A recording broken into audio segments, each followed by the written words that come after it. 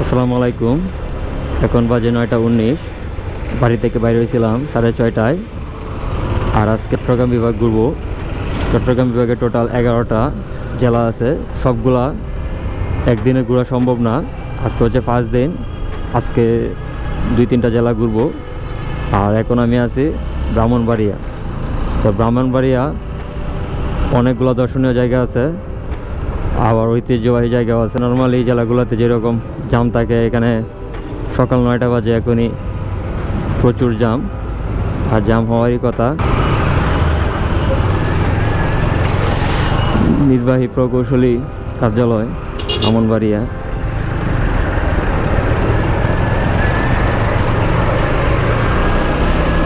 তো ব্রাহ্মণবাড়িয়ার যে দর্শনীয় জায়গাগুলো আছে, আরিফাইল মসজিদ, ধরন্তি হাওর, এই দুইটা জায়গা ঘোরার প্ল্যান করে আসছিলাম, কিন্তু ভুল করে ম্যাপ না দেখেই সরাসরি সদরে চলে আসছি। তো এখন আবার যদি সদর থেকে ধরন্তি যাইতে চাই, আরও 16 কিলো যাইতে হবে।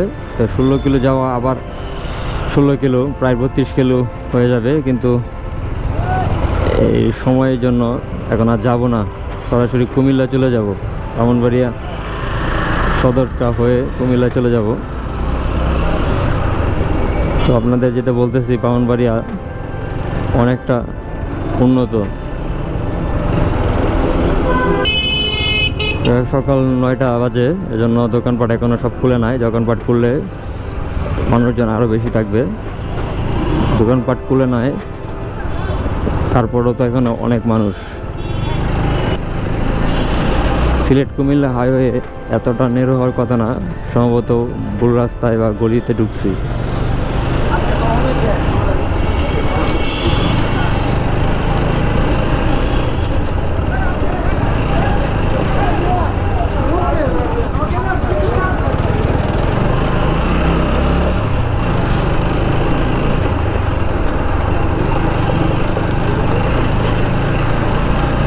আর যতবারই ঘুরতে বের হই, যতই প্ল্যান করে বের হই, সেই প্ল্যান মোতাবেক আসলে ঘোরা যায় না।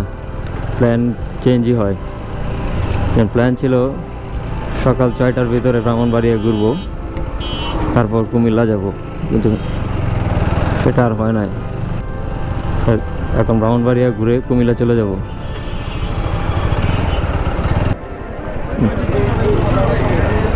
ব্রাহ্মণবাড়িয়া সদর উপজেলা প্লাস সদর মার্কেট অনেকক্ষণ ঘুরলাম। ঘুরে যেটা বুঝতে পারলাম যে জায়গাটা, মানে সদর যে মার্কেট, এটা অনেকটাই বড়। ব্রাহ্মণবাড়িয়া প্রধান ডাকঘর কার্যালয় হাতের ডাইনে। তো এখনও সব কিছু খুলে নাই, দোকানপাট এখনও সব বন্ধ। সকাল 9:30 বাজে, এখানে এখনই প্রচুর মানুষ। তো দিনের বেলা সম্ভবত এখানে আরও মানুষ থাকে। তো ব্রাহ্মণবাড়িয়া আরও আগে আসছিলাম, রাস্তাটা হয়ে গেছিলাম, এখানে আবার দ্বিতীয়বার আসা। তো ব্রাহ্মণবাড়িয়া আর ঘুরবো না। হযরত মাওলানা মাসুদ রাদিয়াল্লাহু আনহুর মাজার।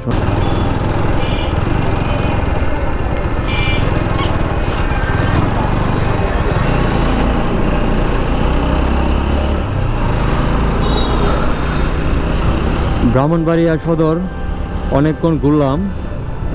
তো সদর সম্পর্কে যতটুকু ধারণা হয়েছে, সদরটা অনেক বড়, আর মার্কেটগুলো যথেষ্ট আধুনিক। আর এখানে দেখতেই পাচ্ছেন আমার হাতের দুই পাশে বিল্ডিং।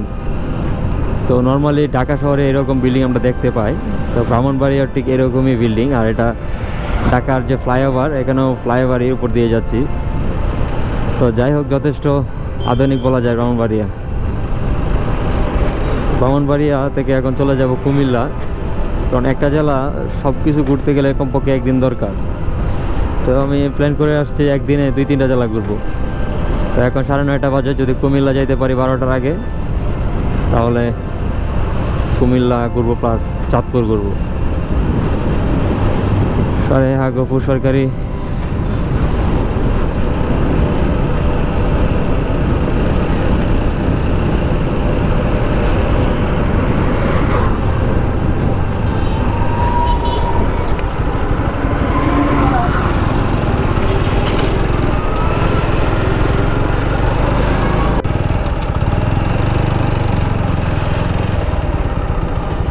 জেলা দায়রা জজ ব্রাহ্মণবাড়িয়া বাসভবন।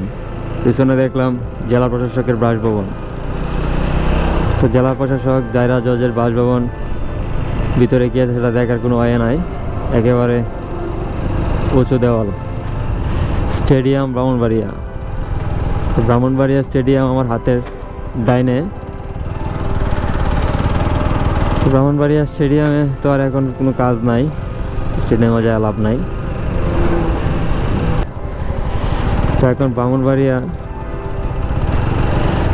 জেলা প্রশাসকের কার্যালয়টা একটু ঘুরে আসি।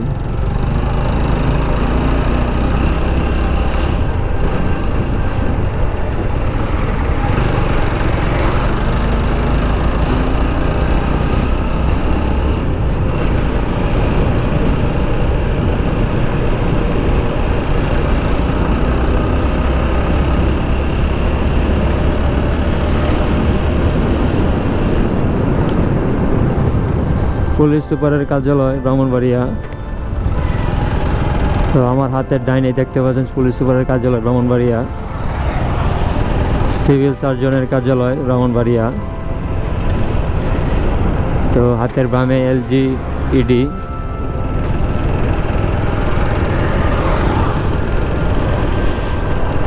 চিফ জুডিশিয়াল ম্যাজিস্ট্রেটের আদালত ব্রাহ্মণবাড়িয়া।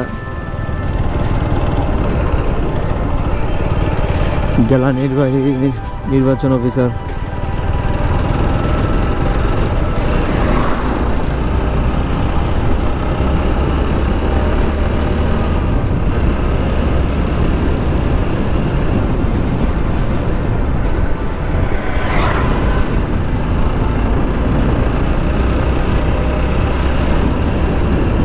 আসলে একটা জেলার মেইন সদরটাই কিন্তু একটা জেলাটাকে রিপ্রেজেন্ট করে না। এটা জেলার আরও অনেক কিছু জায়গা আছে ঘোরার মতো, তো ওইগুলো ঘুরতে হলে সময় নিয়ে আসতে হবে। তো ব্রাহ্মণবাড়িয়া শুধু সদরটা ঘুরলাম, ঘুরে এখন কুমিল্লার দিকে চলে যাচ্ছি।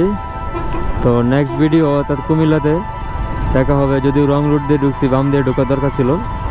তো যাই হোক, আর ভিডিওটা বড় করব না, দেখা হবে নেক্সট জেলা কুমিল্লায়।